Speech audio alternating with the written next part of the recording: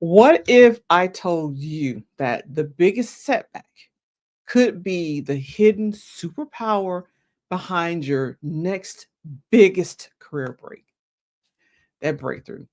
So, yes, get ready to unlock the secrets to turning layoffs and transitions from toxic jobs into your ultimate comeback. So, hello everyone, and welcome to my YouTube channel. And today I did check my ticker to be sure that I have the right ticker scrolling across the bottom. So, my apologies because last week it was the wrong one and I didn't catch it in time. All right. So again, welcome to my YouTube channel. And I don't know about you, but it was 90 degrees yesterday in Phoenix and like 80. We were supposed to hit 90 again. So let me know where you are watching from and what temperature is it, because it's hot here in Phoenix, right? So if it's your first time here, I'm Dr. Tawana and I am an executive coach for Black women. And I'm so excited that you hear as we dive into a topic that resonates with so many of us who are navigating change and career. Can I get that straight? Career transitions, right? There's so many folks now that are, whew, they either have lost their jobs or they don't know if they're standing in line to lose their job. And that's why I decided to do this particular video. And today we're talking about how do we cultivate resilience and overcome setbacks and transition our career in times of change. Because here's the truth.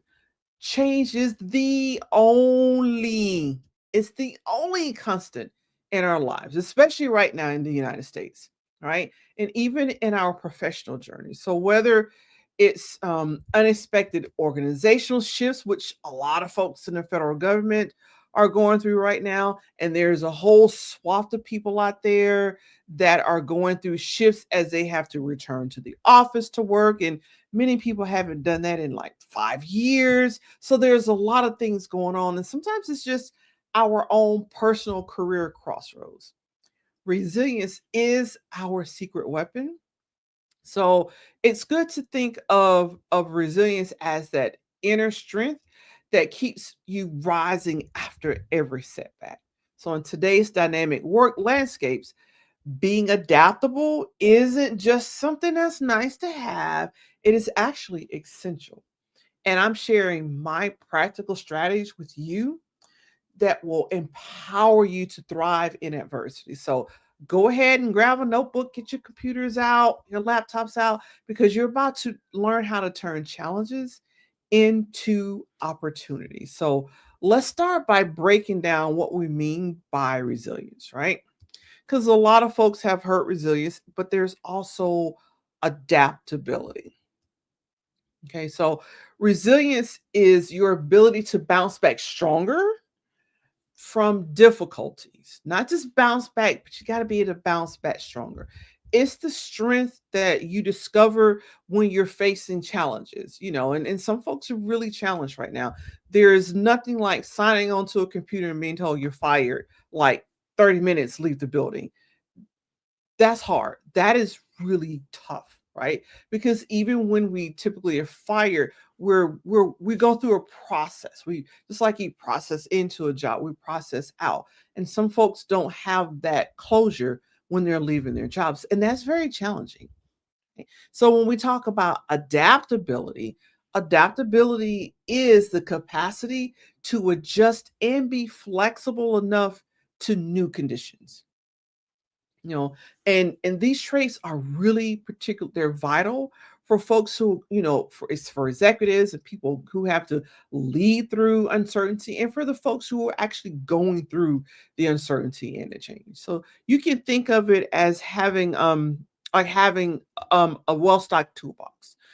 When one tool fails, you have the flexibility to choose another tool. You got a box of tools to choose from. So you can choose another tool to tackle the task versus saying, that failed, that didn't work, I'm done, I can't do anything else, right? So, this will help you to, this live will help you to build your toolbox with proven strategies and insights that actually work. So let me just share a personal story with you. A few years back, I faced a career setback about 4 years ago this month, as a matter of fact, that initially felt devastating. I was working full time for the federal government, and when COVID hit, so about 3 months in, like June, I started to notice pressure. There is pressure to, quote unquote, you can phase yourself back in, because what they said was, we thought COVID will last a few months, and those of us, well, everybody went home, and those of us who were high risk will be the last group being phased back into the office. And our boss started pressuring me, well, you can phase yourself in, just, you don't have to wait for that, come back in. And I'm thinking, like, dude, I'm high risk, I'm not doing that.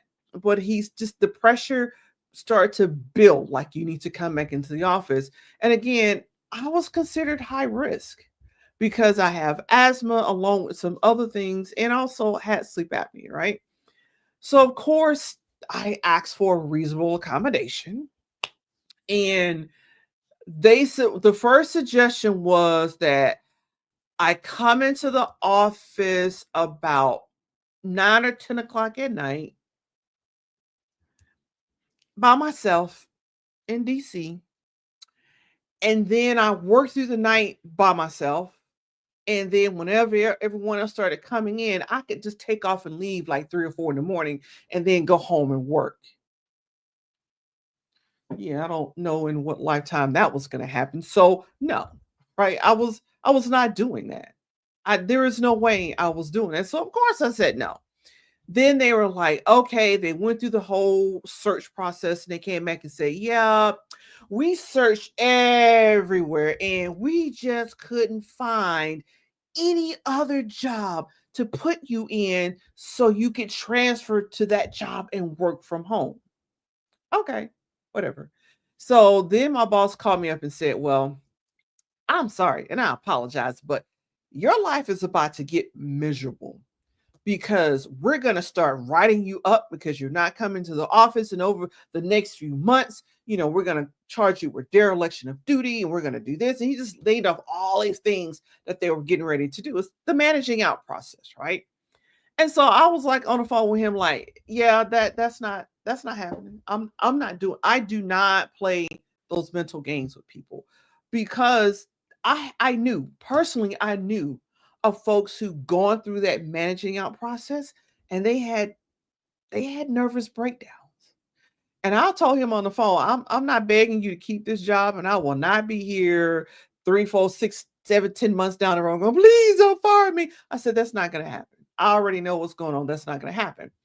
So I had to reframe that situation. I had to reframe it as an opportunity to reevaluate where my career was going. I focused on strengthening my relationships and refining my approach to the value that I had as an employee. Then I left that six-figure job, was making six figures, and I left to run my own businesses full time. I have two businesses, right? That experience really taught me that every setback can be a stepping stone towards a better version of ourselves. Because remember, setbacks are not failures. I didn't fail out of the federal government, right? I chose to make a decision, and I chose life. Right? I chose life. Personally, I know two veterans, same thing that I had, both of them died from COVID. So I chose life. I didn't fail. I made an intentional choice, and I chose me over the job. Right. And again, setbacks are not failures. They're a setup for a comeback if you do the right things, right? So anybody else out there go through something similar, having to leave a job, or you knew you were pressured to leave, or being managed out, right? So let's go ahead and talk about number one. And these are, my strategies to help you understand that, you know, when you go through tough times, it doesn't have to be a failure, but you can use it as that setup for a comeback, right? So now let's talk about that first key strategy, cultivating a resilient mindset, right? You must embrace change. You got to start by accepting that change is inevitable. So, yes, I worked 15 years at the federal government, and I never thought I would find myself in a space where they were going to manage me out because I was choosing my life over working for their job. So, yeah, that was a huge change, right? 15 years invested. Instead of resisting it, I viewed it as a chance to innovate and grow. I wouldn't even be here tonight doing this with you if I had not resigned from a federal job and refused to go through that managing out process, right? And you also have to make sure, check your self talk, make sure it is positive self talk. You got to replace negative thoughts with positive thoughts, such as affirmations. For example, you can say something like, when a challenge arises, remind yourself that I got the strength to overcome this and I've done it before.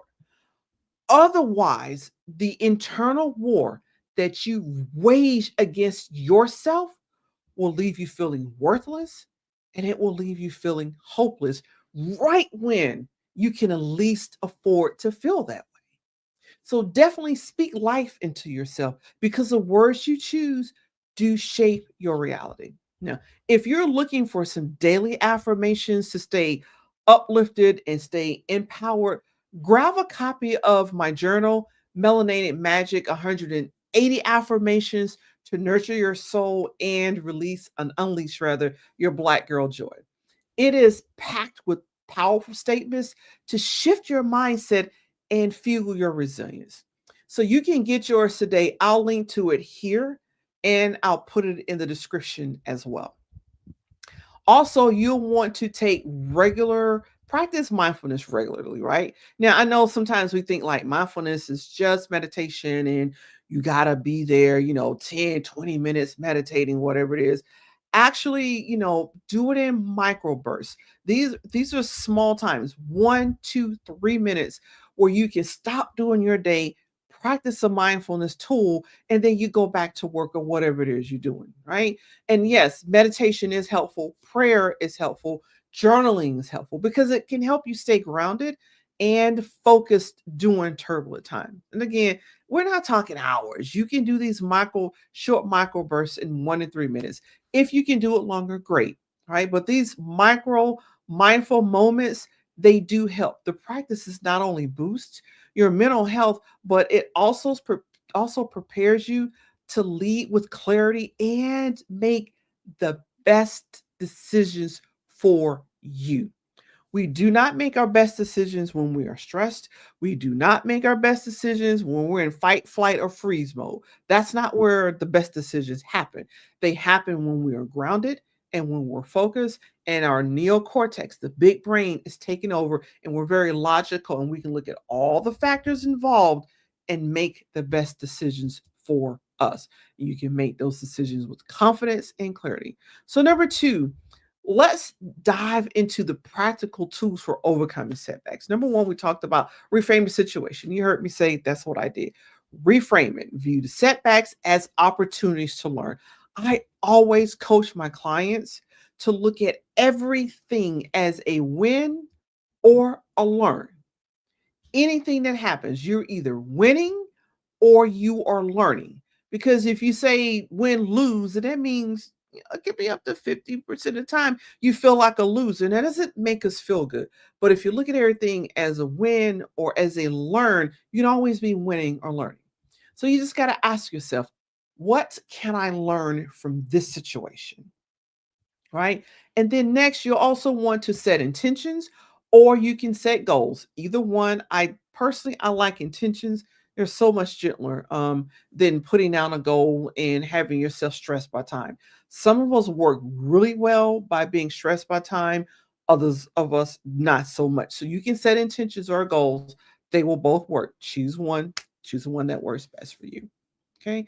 And you'll want to break down your challenges into manageable chunks because you can't eat the whole elephant at one time. You got to chunk it down and eat it a forkful at a time. They say elephants. Personally, I like to say I like to eat cake. I like chocolate cake, right? And I'm not gonna tell you how many times I've eaten a whole chocolate cake by myself because y'all don't need to know all of that. But you do eat a whole entire chocolate cake and it can be done. I'm telling you, I know from experience it can be done, but you just eat it one forkful at a time. So you have to look at career transition the same way. I know that we're nervous and we're scared. We want to do it all at once, but you got to chunk it down into bite sizes like a forkful at a time, because this helps you to create a clear roadmap, and it makes the obstacles, makes large obstacles seem less daunting. Personally, when I am stressed, or when I'm really anxious, I get overwhelmed easily when there's too much information to go through and handle and coordinate at one time. So I have to break it down to manageable chunks and do a piece and mark that off as done and do the next piece, because that keeps me out of overwhelm. Right? Anybody else like that? You just easily overwhelmed, especially when it's high stakes. Anybody else out there like that? And you know what? I did not pull up my YouTube channel, and I probably need to do that so I can see the folks who are over there. So if you out on I'm sorry, my LinkedIn. So if you're on LinkedIn, hi LinkedIn. And for those of you that are on YouTube, hi YouTube. So let me just check and pull it up so I can see if I have. And and I need to use, there we go. It's nothing like seeing yourself live while you live, right? I'm gonna put that screen over there. All right, there we go. And so Olamide shared the post on LinkedIn. Thank you so much for doing that. I appreciate that, right? And so we're talking about the next one is seek support by surrounding yourself with a supportive network. Whether that's your mentor, it's your peer group, it's your coach, it's your church, it's whatever it is, your sorority sisters, my lovely Delta Sigma Thetas out there. Ooh, so whoever that is for you, you want to be sure that you're collaborating and you're opening the communication channels with that group. Why? Because it fuels resilience. As human beings, we tend to thrive when we are part of a supportive group, right? And it's just we have this sense of belonging. Way back in the days, when we were very, the world was very tribal. The worst thing that could happen to a person in a tribe was to be put out or excommunicated, because oftentimes when you left that tribal group, you were by yourself, you were going to die, because another tribal group wasn't willingly going to pick you up because, well, there must be something wrong with you. So even today, we feel better, we feel less stressed, we feel less anxious when we are in the midst of a supportive group. So do not isolate during this time. Make sure that you're staying in contact with your supportive group. And then also you'll want to keep up with the continuous learning. Invest in yourself to acquire new skills and knowledge.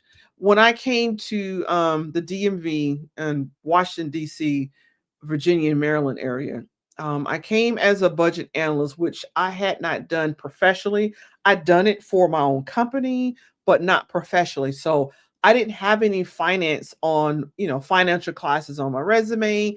I didn't have project management on my resume. So I went to Coursera and I took some quick classes. Was it necessary? No. But did it look good? Yes. Because it meant that even though, I used my skills from running my business, right, to be a budget analyst and to qualify, I didn't stop. I continued to stack the learning so that I would feel comfortable when I came across new stuff.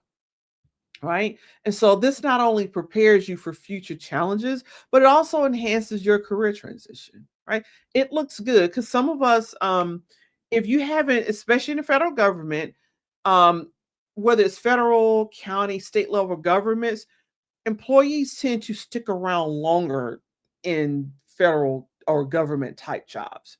Whereas those in corporate, you're in the C suite or you're in corporate, that every 3-ish, 4-ish years, you're changing and doing something else. And if you're in tech, it's a little bit less than that. So if you're in, a nonprofit, which the government is a nonprofit, You may have worked in your same position 5, 6, 7, 10, 15 years. That's possible. So the best thing that you can do as you're trying to figure out where you're going to land is do a quick course. It doesn't have to be a semester long college course. It can if you want it to be. But Coursera.org, edX.org, LinkedIn all have classes that you can take in a couple of hours to update your resume. And you can take several classes to, update it in the direction that you think you may want to travel. It works. I used to do it all the time. I just take training now because I like it. But I did that all the time when I was a W-2 employee, right? Because again, each setback holds a lesson, and decoding that lesson is your key to personal and professional growth. And the last thing, number three, we're talking about transitioning your career in times of change. It requires both strategic planning and bold action. And I got to tell you, as someone with social anxiety, that bold action thing would, right? And so I often had to push myself to apply for a job, push myself to networks, right? And so, but understand you got to take the bold actions, right? It's not just planning. I'm an introvert. I love to plan everything in my head. It's a wonderful land. It's a wonderful place when I'm in my head, y'all. It's wonderful, but it means nothing if I'm not going to execute it. So you got to execute, not just plan, but you got to execute the plan, right? So do identify your strengths, take inventory of your unique skills and your experiences. What sets you apart? What sets you apart from everybody else, right? And for those of you that are looking at shifting from the federal government, or if you're in a nonprofit, you've been there for a while, I want you to get rid of this statement. I just do X. I only, please, just for the next few months until you find your new position, divorce yourself from those words. Because I just do this or I only do that, you're actually putting yourself down. You are. And the thing is you probably have this boatload of skills, but you're putting yourself down. Well, I only know how to do, I was just a program analyst. I was just a direct, that's putting yourself down. You got to figure out what sets you apart, and that's your value, and stand on it, right? That's the value that you need to stand on. You want to clarify your vision. What does your ideal career look like? Maybe it shifts from what you're doing now to another organization and you do the same thing, but chances are it's not. So you're gonna have to break down, look at your career vision, and break down to the transferable skills.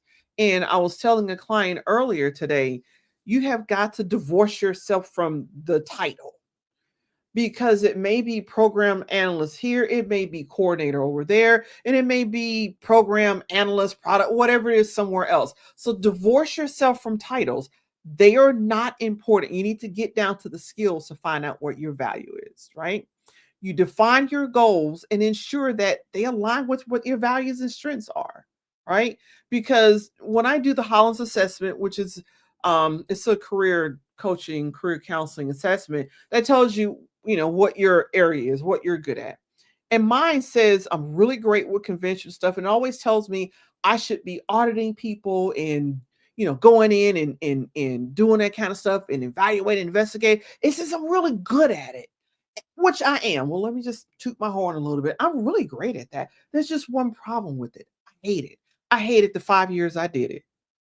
But at the time, I felt like, well, I got to do it because I need a job. But I got to the place, I don't do things I don't like anymore. And so just because you're good at something doesn't necessarily mean it's your next thing to do. Because when you're doing a career transition, you can reset and now choose the thing that you like to do versus the stuff that you got to do because you don't have a choice, or you just want to appease your boss, or what have you. Right. So do plan strategically and develop a detailed roadmap. Now, this involves short-term objectives and as well as long-term goals, and then contingency plans for unforeseen changes. I've done a bridge job before. A bridge job is just, okay, I was let go. This job ended before I thought it would, and now I got bills to pay, but I hadn't found a real job that I wanted. The bridge job just bridges you over from that last job and you pay your bills until you find the job that you want. It is okay to take it. It's great if you can get one and it's in your field, but look, paying the bills is good. It's good. It is. So yes, I've done a bridge job, and if you need to do a bridge job, that's your contingency planning. Okay. And you also want to be sure that you're leveraging your network. So do not underestimate the power of a professional relationship. Your network can really offer you opportunities, advice, and support as you make your next move. Now, hear me clearly. Networking is about building relationships. That means that you're giving and you're not just taking, right? And I'll be honest with you. I got about 3 folks in my network, right? And when I see their name pop up on my LinkedIn or in my email box, my first thought is, what you want now? Because I know it's coming. I know that it's coming. They do not call me. They do not text me. They do not email me. They do not message me until they want something, right? And that is piss poor networking. That is not networking. The person on the other end should never feel like, what do they want now? Because you're always asking.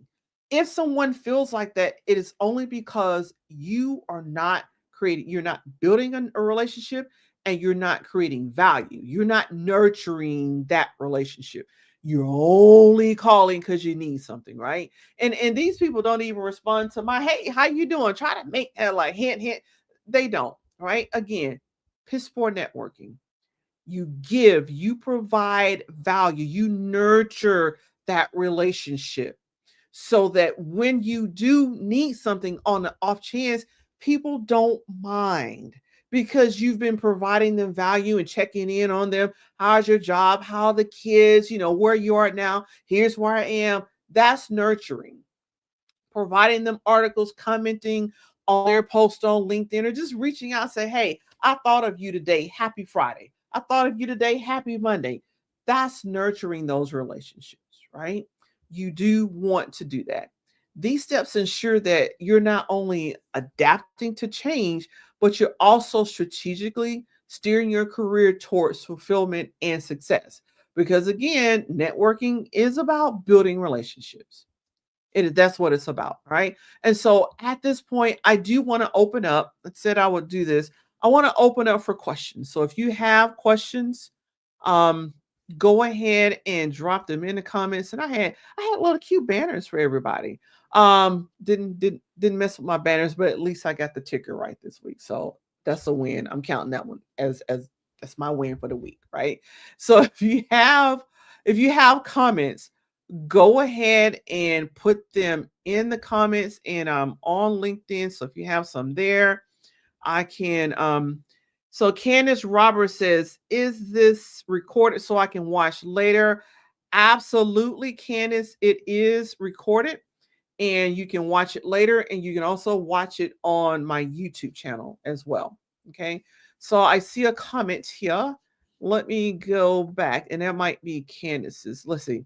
Yes, LinkedIn user. So yes, Candace, and I'm gonna try to like talk and type at the same time and see how I can multitask. It's kind of not all right. So let's see. Yes, it's recorded, and you can watch the replay on my YouTube channel. Right? There we go. So thank you for the question.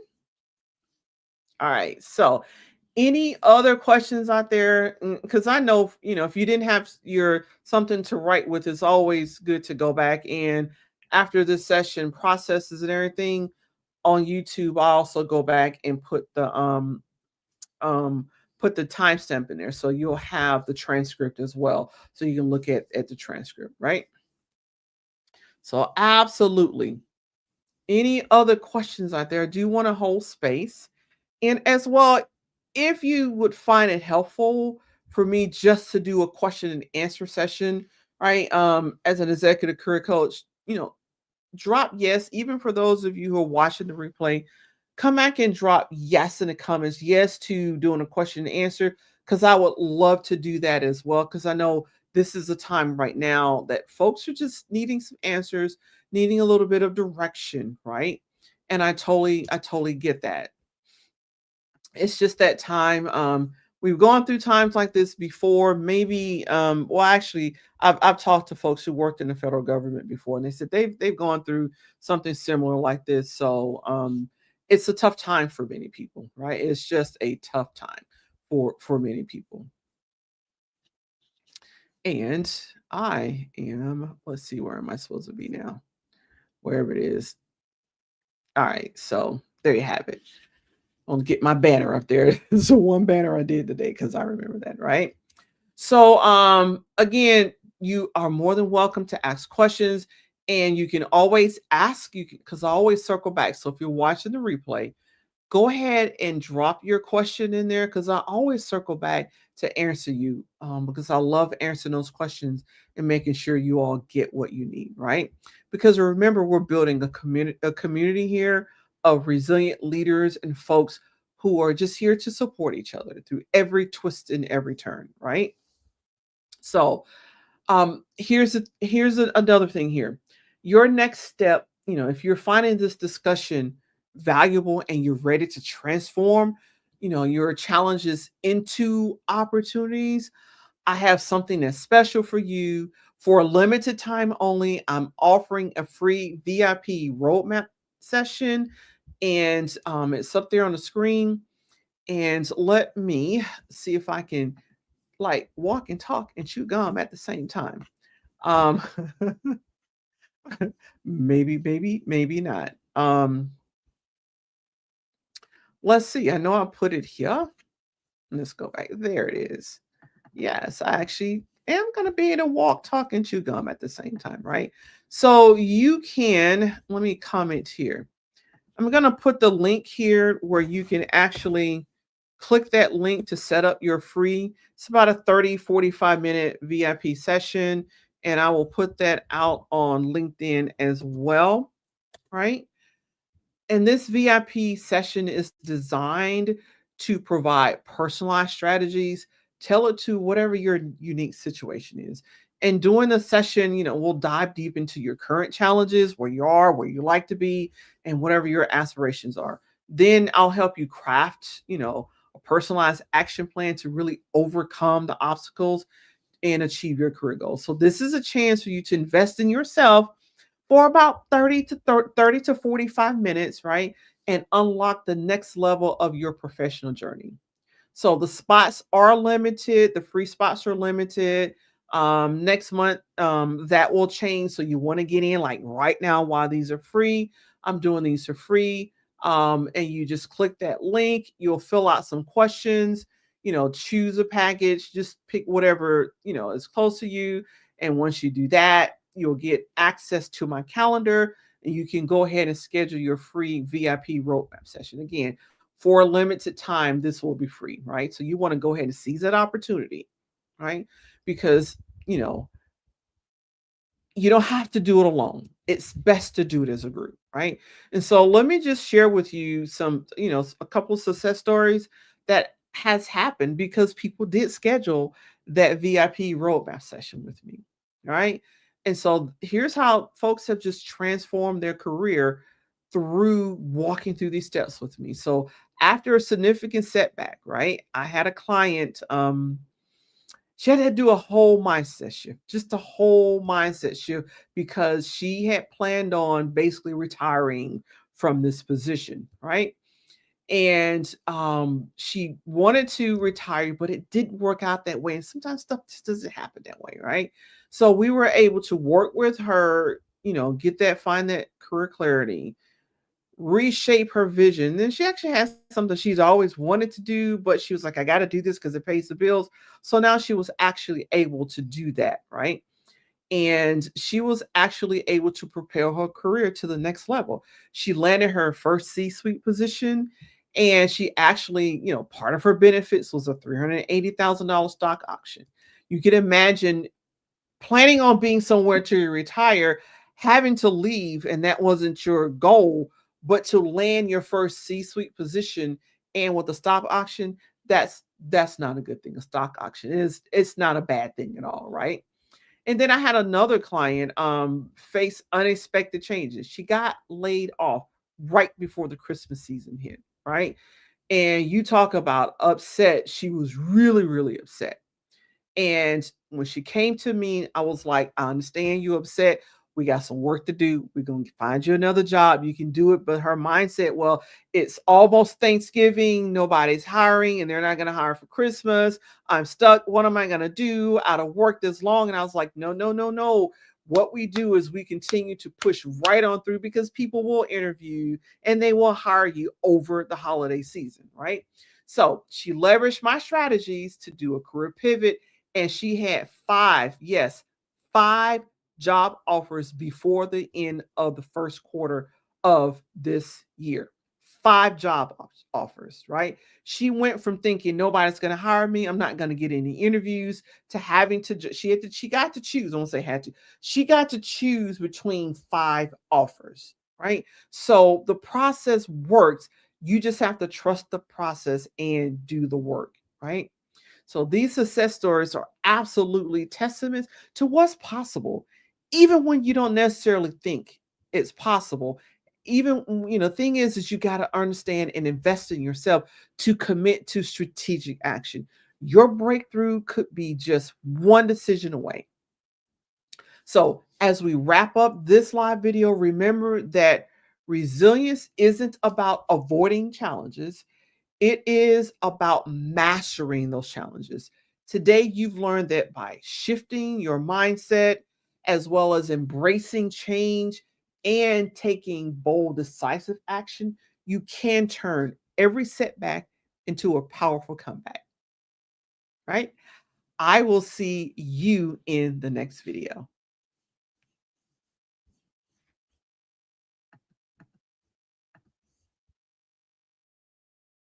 Thanks for watching. Ready to turn today's clarity into real progress? I'd love to support you. Click the link in the descriptions to connect. I'm Dr. Tawana, an executive coach for Black women, and I'll see you in the next one.